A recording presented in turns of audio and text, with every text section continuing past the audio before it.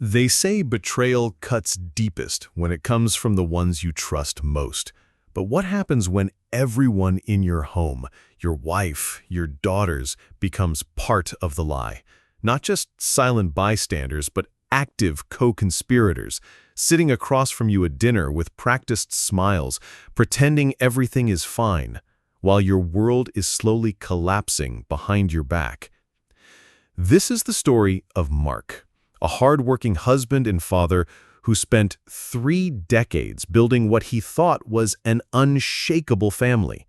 He believed in commitment, he believed in loyalty, but most of all, he believed in them, his wife Karen and his 2 daughters, Rachel and Emily. He believed so deeply that he didn't see the cracks until it was too late. For 15 months, they maintained the illusion of a happy family while Karen carried on an affair with her boss, and Rachel and Emily helped her cover it up. When Mark finally uncovered the truth, it wasn't just infidelity that tore his world apart. It was the collusion, the gaslighting, the deliberate betrayal by the very people he lived for. What followed was a storm of broken trust, public exposure, financial warfare, and a final decision that would change the rest of his life: to cut them off completely. This story isn't just about revenge. It's about identity, about the cost of silence, and about the power of choosing yourself when the people around you choose deception.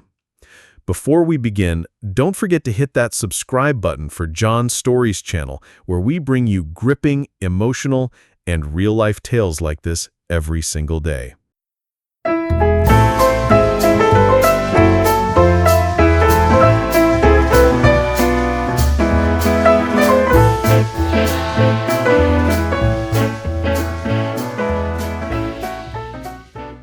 Mark and Karen had been together for 30 years, longer than some marriages survive, longer than some people even stay in the same city. They met young. He was 22, she was just 19. Back then, everything was simple. They lived in a cramped apartment with a leaky ceiling, where the walls smelled faintly of the previous tenant's cats. It didn't matter. They had dreams, cheap furniture, and each other. Mark worked construction, sometimes double shifts, and Karen waited tables while pursuing a degree in business administration. Together, they scraped and saved, poured everything into their future. Over time, things got better. They bought a modest house, had 2 daughters, Rachel and Emily, both of whom Mark adored deeply. Rachel was the overachiever, top of her class, the kind of kid who color-coded her textbooks and had Post-it notes on everything. By her mid-20s, she was climbing the ladder in a corporate firm and engaged to a guy in finance named Derek. Emily was more free-spirited, artistic, emotional, always the one clinging to Mark's leg when she was little. Between them, Mark felt like he had it all: a loving wife, 2 bright daughters, and a life that, while not flashy, was stable and meaningful. But as we all learn eventually, stability can be deceiving. It could lull you into comfort so deep that you stop noticing the signs. You write off little things. You convince yourself it's all in your head. That's what Mark did for months. Karen began acting distant. Not cold, but distracted. She started going out with the girls more often. What used to be once-a-month dinner dates with Rachel and Emily turned into a bi-weekly ritual. At first, he thought it was great. A mom bonding with her daughters? Who wouldn't want that? But soon it felt off. Karen became hyper-protective of her phone. She changed her passwords. One time, Mark picked up her phone to check the time, and she snatched it from him like he was holding classified CIA documents.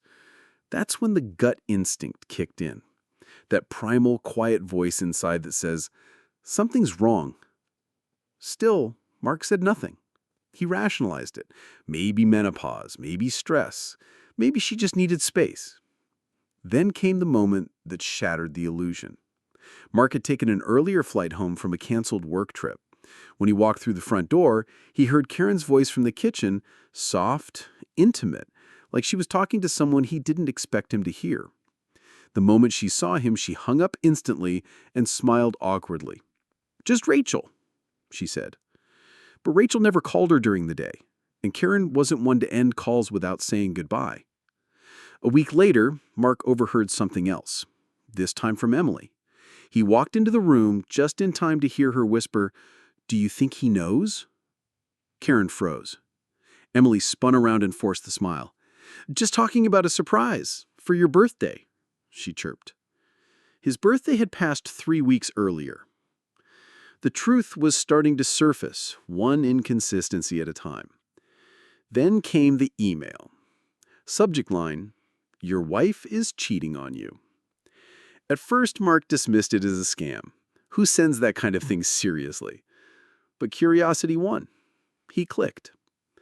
Inside was a grainy video taken at an office party, apparently. In it, a visibly drunk woman, slurring her words, casually says to the camera, "Oh, Karen and Richard, please, everyone knows. They've been doing it for over a year." Richard, her boss. The one she'd claimed was mentoring her. The one who bought her that silver bracelet 2 months ago. Mark felt the blood drain from his face. Still, he wasn't ready to confront her, not without undeniable proof. So he played detective. He pretended to leave town for work, then tracked her phone, drove quietly to the address, watched from a distance as his wife stepped out of his car, kissed him on the cheek, and laughed like a woman 20 years younger. He took photos. But instead of confronting her privately, he sent those pictures to the entire family group chat. Karen's siblings, his parents, their daughters, aunts and uncles. With one sentence. "Hope you're enjoying dinner with the girls. Looks like Richard's enjoying it too." What followed was chaos. Rachel texted frantically, "Dad, what are you talking about?" Emily begged for clarity. Mark said nothing until he got home. He walked into a room full of wide eyes and held up his phone silently, playing the video for them all. Karen turned pale. Rachel turned defensive. Emily cried. Mark didn't yell. He didn't even speak for a long time. When he finally did, it was a whisper laced with heartbreak. "It's not just the affair. It's the lying, the planning, the fact that all 3 of you sat at my table and looked me in the eyes while helping her lie to me." He asked them to leave, all of them. Rachel protested. "You're ruining my wedding over this." Karen cried. Emily begged, but he didn't budge. The house was silent after they left, not just quiet, hollow. The kind of stillness that presses on your chest like grief. Mark sat down on the same couch where he'd celebrated birthdays, Christmas mornings, movie nights with popcorn spilled across the cushions. And yet now it felt unfamiliar, contaminated by betrayal. He didn't sleep that night, or the night after. He tried to distract himself, watched TV, scrolled mindlessly, even tried organizing the garage. But every corner of the house whispered reminders of the life he thought he had. The photo on the mantle from Rachel's graduation, the magnet from Emily's art camp, the spot on the wall where Karen insisted on hanging that hideous wreath every fall. They had been everywhere, in everything. And now, it all felt false. Mark's best friend Dave showed up the next afternoon unannounced, holding a bag of takeout and 2 beers. "Heard you set the group chat on fire," he said, half joking, but his eyes were serious. Mark didn't even touch the food. Dave stayed for hours, listening without interrupting, as Mark laid it all out. The suspicions, the tracking app, the video, the betrayal. When he finished, Dave leaned back and said something that stuck with him. "You didn't lose a wife and 2 daughters. You just finally saw them for who they really are." That sentence rang in Mark's ears for days. He tried to believe it, tried to tell himself he was better off without the lies. But the truth is, when you've spent decades sacrificing for your family, working double shifts, skipping nights out, giving up your own dreams, cutting them off doesn't feel like freedom. It feels like failure. Still, he couldn't go back. Not after the way Rachel reacted. Entitled, indignant, more upset about her wedding plans than the deception. She had the audacity to send him a Venmo request a week later for the florist deposit, as if nothing had changed, as if he was still just Dad, the ATM. Mark didn't respond. Instead, he did something he never thought he'd do. He called a lawyer. Not just for the divorce, but for his will. He'd built a solid life, owned their home outright, had a healthy retirement account, savings, even a boat he dreamed of passing down one day. But now? Now he didn't want any of them to see a dime.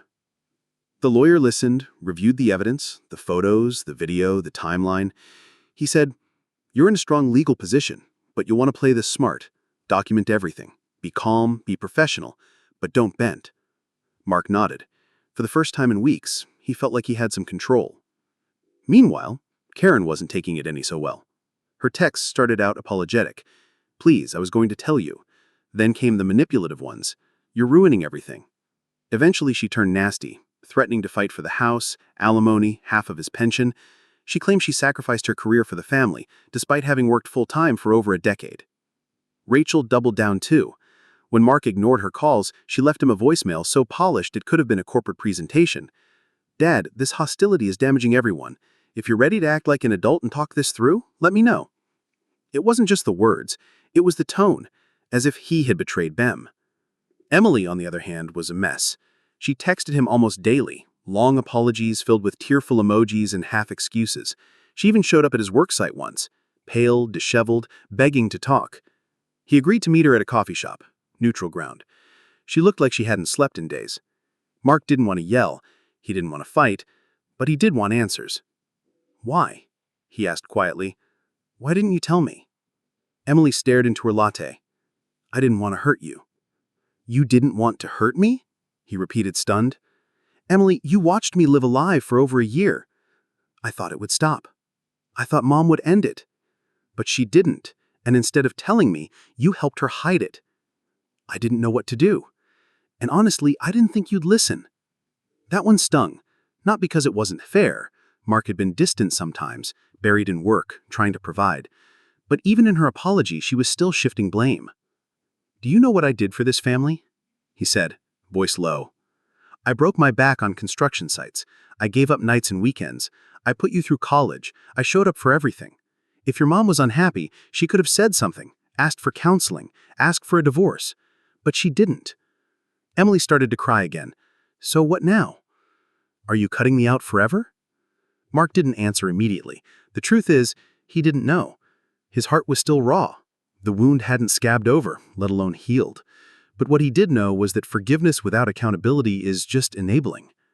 The divorce dragged on. Karen pushed for more than she was entitled to, claiming emotional distress, leaning on the sympathy of old mutual friends who didn't know the full story.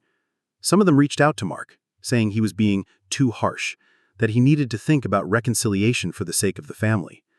Mark ignored them all. Until one day, Dave came over again. This time he brought his laptop. He said, "You need to see this." He opened Facebook and pulled up a post from Karen's page. A photo of her, Richard, and Rachel at a fancy restaurant. The caption read, "So blessed to be surrounded by love. Richard proposed. Can't wait to start wedding planning once we finish Rachel's big day." Mark stared at the screen, breath caught in his throat. Engaged. To her boss. Before the divorce was even finalized. And Rachel? Sitting right beside them? Smiling like nothing was wrong, calling Richard her bonus dad in the comments? That was the final straw. Mark called his lawyer the next morning and said 6 words. Change the will. All of it. No more hesitations, no more second chances. He had spent too long second-guessing himself, wondering if he'd overreacted, if maybe he'd failed somehow. But this wasn't his failure. This was their betrayal. Have you ever had a moment where pretending led to something unexpectedly real? Please comment below and like this video if you believe the best love stories start with honesty. Subscribe our channel now for more powerful story-based videos every day. The thing about betrayal is that it doesn't just fracture relationships, it fractures your reality. The version of the past you trusted gets corrupted, memories become landmines, even silence becomes suspicious. Mark wasn't just grieving his marriage, he was grieving his entire life as he thought it was. The day after changing his will, he got a call from Emily. Her voice was strained, trembling, as if she'd just found out someone had died. "They didn't even tell me," she said between sobs. "I found out about the engagement on Facebook like everyone else, And when I asked Mom how she could do that while the divorce isn't even finalized, she said it's none of my business. Mark said nothing at first. He could hear the pain in her voice, but a part of him had gone numb. "She just miss how things used to be," she said softly. "I know what Mom did was wrong. I know I messed up too, but this feels so permanent." He took a breath and finally responded, his voice calm but unflinching. "Things were never what you thought they were, what we thought they were. It was all a lie, and I'm done." "What do you mean, done?" "I mean I'm moving on with my life, without any of you." Her crying intensified, desperation soaking every word. "Dad, please, I know I messed up. I know that, but I'm trying. I'm really trying." "It's too late." He hung up. Mark expected that to be the end of it, but the fallout had only begun. Karen's lawyer reached out next, accusing him of being retaliatory, of trying to cut her off out of spite. She demanded access to assets she had never once contributed to. Even mutual friends, people who had shared barbecues and birthdays with Mark, began to whisper that he was going too far, that he was being cruel, vindictive, unforgiving. But Mark had heard enough of everyone else's opinions. For the first time in decades, he was making choices for himself. He wasn't going to let anyone guilt him into pretending things could go back to normal. One night, he slept all the way through for the first time in weeks. No dreams, no sick feeling in his gut, just stillness, peace. It wasn't happiness yet, but it was a start. He moved out of the house shortly after, found a modest place in a quiet neighborhood, a few towns over. Nothing fancy, just a small rental with neutral walls and no history, no ghosts. When he told Emily about the will, she showed up at his doorstep the next day, crying again, begging. "I'll do anything to make this right," she said. Mark didn't raise his voice. He didn't scold her. He just told her calmly, "I appreciate you coming, but my decision is final." That's when something shifted in her. The sobbing stopped, her eyes narrowed, her shoulders tensed. "So that's it," she said bitterly. 30 years of being a family and you're just throwing it all away?" Mark stood silently, staring at the girl he once taught how to ride a bike, the girl who used to wait up for him when he worked late. But that girl wasn't here anymore. "I didn't throw anything away," he said.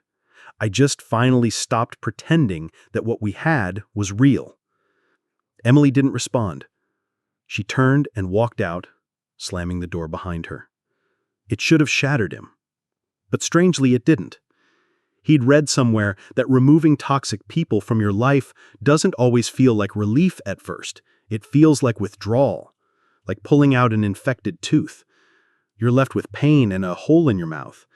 But eventually, you notice how much lighter your body feels, how much easier it is to breathe.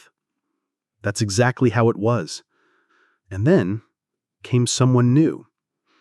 Mark met Jess at a friend's barbecue. She was divorced too, had gone through her own version of hell, complete with infidelity, court battles, and estranged children.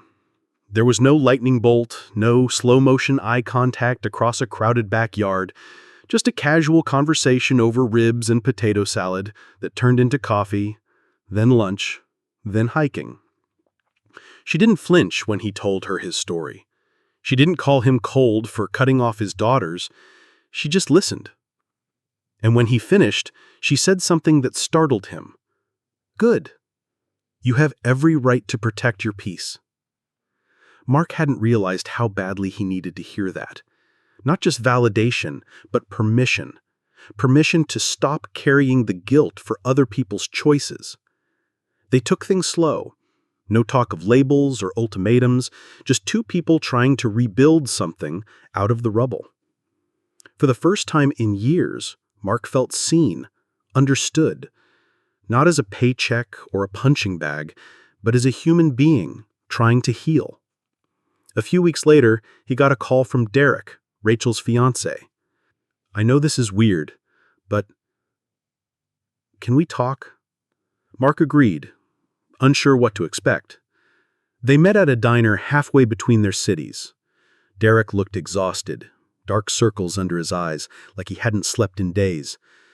"I had a fight with Rachel after your fallout," he said. "I asked her about everything, the affair, the cover-up, the wedding bills. She flipped, accused me of betraying her by taking your side. It made me wonder, if she can lie to you like that, what else is she keeping from me?" Mark didn't say much, just nodded slowly. "I think I'm calling off the wedding," Derek finally said.